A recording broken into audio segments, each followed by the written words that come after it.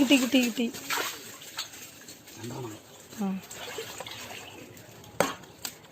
നല്ല കടക്കിട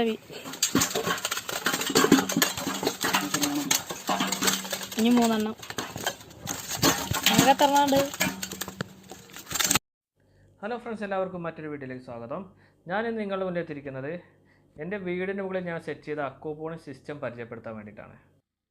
സത്യത്തിൽ ഞാനൊരു പ്രവാസിയാണ്. ഞാനിപ്പോൾ വിദേശത്താണ് വർക്ക് ചെയ്യുന്നത്. ഞാൻ കഴിഞ്ഞ തവണ നാട്ടിൽ ലീവിന് വന്നപ്പോൾ എൻ്റെ വീടിന് മുകളിൽ സെറ്റ് ചെയ്ത് നൽകിയതാണ് ഈ അക്വാപോണിക് സിസ്റ്റം. ഇപ്പോൾ ഈ അക്വാപോണിക് സിസ്റ്റത്തിൻ്റെ എല്ലാ കാര്യങ്ങളും നോക്കി നടത്തുന്നത് എൻ്റെ വൈഫാണ്. ഈ അക്വാപോണിക് സിസ്റ്റം സ്റ്റാർട്ട് ചെയ്തിട്ട് ഏകദേശം 4 മാസം കഴിഞ്ഞു.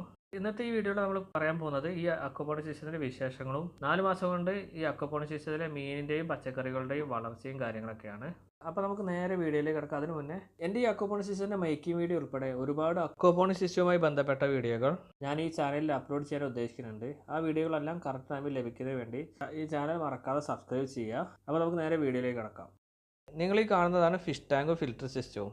വീടിന് മുകളിൽ തന്നെ കോണിക്കൂടിൻ്റെ വലതു ഭാഗത്തായിട്ടാണ് ഫിഷ് ടാങ്കും ഫിൽറ്റർ സിസ്റ്റവും സെറ്റ് ചെയ്തിരിക്കുന്നത്. നമുക്ക് ആദ്യം പച്ചക്കറി സെക്ഷനിലെ വിശേഷങ്ങളെല്ലാം കംപ്ലീറ്റ് ആക്കിയതിന് ശേഷം ഫിഷ് ടാങ്കിൻ്റെ വിശേഷത്തിലേക്ക് വരാം. നീ കാണാൻ ഈ പച്ചക്കറികളെല്ലാം വളരുന്നത് മെറ്റലിലാണ്. ഈ അക്വാപോണിക് സിസ്റ്റത്തിൽ ചെടികൾ വളരാൻ വേണ്ടിയിട്ട് മണ്ണ് ആവശ്യമില്ലാതാണ് ഇതിൻ്റെ ഒരു പ്രധാന പ്രത്യേകത. ഈ അക്വാപോണിക് സിസ്റ്റം ഒരു തവണ സെറ്റ് ചെയ്ത് കഴിഞ്ഞാൽ പ്രത്യേകിച്ച് മെയിൻ്റനൻസും കാര്യങ്ങളൊന്നും ആവശ്യമില്ല. 15 ദിവസം കൂടുമ്പോൾ ഇതിൻ്റെ മെക്കാനിക്കൽ ഫിൽറ്റർ രണ്ടൊന്ന് ക്ലീൻ ചെയ്ത് കൊടുക്കണം. അതുപോലെ ഒരു 20 ദിവസം കൂടുമ്പോൾ ഈ ഫിഷ് പോണ്ടിലെ വെള്ളം ഒരു ഏകദേശം ഒരു 20% കുറയും. ആ ഈ കുറയുന്ന വെള്ളം ഒന്ന് ആഡ് ചെയ്ത് കൊടുക്കുക. പിന്നെ വെള്ളത്തിൻ്റെ പാരാമീറ്റേഴ്സ് ചെക്ക് ചെയ്യുക. പിന്നെ രാവിലെ വൈകിട്ടും തീറ്റ ഇട്ട് കൊടുക്കുക. അതുപോലെ പച്ചക്കറിക്കും ഫിഷിനും വല്ല അസുഖങ്ങൾ ഉണ്ടോ എന്ന് ചെക്ക് ചെയ്യുക. ഇതെല്ലാം ഈ അക്വാപോണിക് സിസ്റ്റത്തിൻ്റെ പ്രധാന മെയിൻ്റനൻസ് ആയിട്ട് വരുന്നത്. എൻ്റെ ഈ അക്വാപോണിക് സിസ്റ്റത്തിൻ്റെ എല്ലാ മെയിൻ്റനൻസ് കാര്യങ്ങളും ചെയ്യുന്നത് എൻ്റെ വൈഫാണ്. ഈ അക്വാപോണിക് സിസ്റ്റത്തിൽ ഗ്രോ ബെഡുകൾ സെറ്റ് ചെയ്യുന്ന ഈ ഫോർമാറ്റിൻ്റെ പേരാണ് ബക്കറ്റ് സിസ്റ്റം.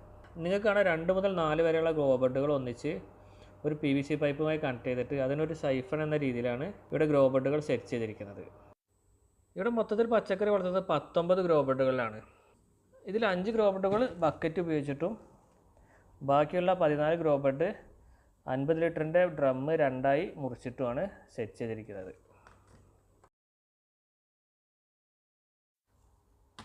ഇപ്പോൾ നിങ്ങൾ ഈ കാണുന്ന വീഡിയോ ഏകദേശം 1.5 മാസം മുന്നത്തെ വീഡിയോ ആണ്.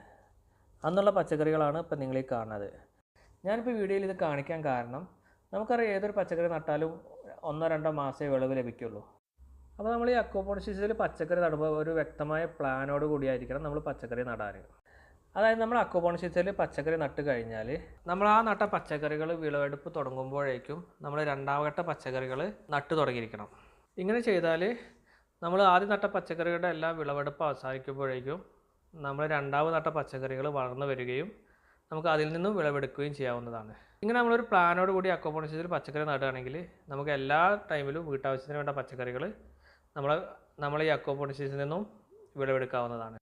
പിന്നെ നമ്മൾ ഈ അക്വാപോണിക് സിസ്റ്റത്തിലെ പച്ചക്കറിയുടെ പ്രധാന പ്രത്യേകത ഈ പച്ചക്കറികൾ 100% പരിശുദ്ധമായിരിക്കും. അതിൻ്റെ കാരണം നമുക്ക് ഈ അക്വാപോണിക് സിസ്റ്റത്തിൽ പ്രത്യേകിച്ച് കീടനാശിനികളൊന്നും ഉപയോഗിക്കാൻ കഴിയില്ല. ഇൻ കേസ് കീടനാശിനി ഉപയോഗിക്കുകയാണെങ്കിൽ അത് നമ്മളെ വെള്ളത്തിൽ കലർന്നാൽ നമ്മളെ ഫിഷ് പോണ്ടിലെ മീനുകൾ ചാവാൻ കാരണമാവും.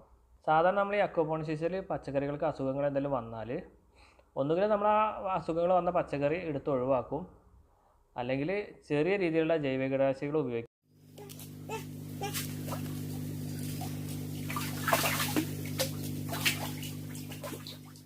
ഇത് നമുക്ക് ഈ അക്വാപോണിക് സിസ്റ്റത്തിലെ ഫിഷ് പോണ്ടിൻ്റെ അതുപോലെ ഫിൽറ്റർ സിസ്റ്റത്തിൻ്റെ എല്ലാം വിശേഷങ്ങളിലേക്ക് കിടക്കാം. ഇപ്പോൾ നിങ്ങൾ ഈ കാണുന്നതാണ് നമ്മുടെ ഫിഷ് പോണ്ട്. ഇതിൽ ഏകദേശം 2000 ലിറ്റർ വെള്ളമുണ്ട്. 150 MSG തിലോപ്പിയ കുഞ്ഞുങ്ങളെയാണ് ഇതിലിട്ടിരുന്നത്. ഇപ്പം 4 മാസം കൊണ്ട് ഏകദേശം 150 മുതൽ 200 ഗ്രാം വരെ തൂക്കെത്തിയിട്ടുണ്ട്. ഇപ്പോൾ ഇടയ്ക്കിടയ്ക്ക് മീനുകളെ നമ്മൾ വീട്ടാവശ്യത്തിന് വേണ്ടി പിടിക്കുന്നുണ്ട്. ഇപ്പോൾ ബാക്കിയുള്ള മീനുകളാണ് ഇപ്പോൾ ഇതിലുള്ളത്. ഇതിൽ അക്വാപോണിക്സിലേക്ക് വെള്ളം പമ്പ് ചെയ്യാനുള്ള മോട്ടറാണ് ആ സെൻറ്ററിലിരിക്കുന്നത്. അത് JTP 5800 എന്ന മോഡൽ പമ്പാണ്. ഇതുകൂടാതെ ഹീലിയ കമ്പനിയുടെ A308 എന്ന മോഡലിൽ ഒരു എയറേറ്റർ ഉണ്ട് വെള്ളത്തിൽ ഓക്സിജൻ മിക്സ് ചെയ്യാൻ വേണ്ടിയിട്ട്. ഈ മീനുകൾക്ക് ഭക്ഷണമായിട്ട് നൽകുന്നത് ഗ്രോവൽ എന്ന കമ്പനിയുടെ ഫിഷ് ഫീഡാണ്. രാവിലെയും വൈകിട്ടുമാണ് സാധാരണയായിട്ട് ഫീഡ് നൽകാറ്. ഇതുകൂടാതെ ഭക്ഷണത്തിൻ്റെ ചിലവ് കുറയ്ക്കാൻ വേണ്ടിയിട്ട് അസോള കൃഷി തുടങ്ങാനുള്ളൊരു പ്ലാൻ കൂടി ഉണ്ട്. അത് വൈകാതെ സ്റ്റാർട്ട് ചെയ്യുന്നതാണ്. ഇനി 3 എണ്ണം എത്രണ്ണുണ്ട്.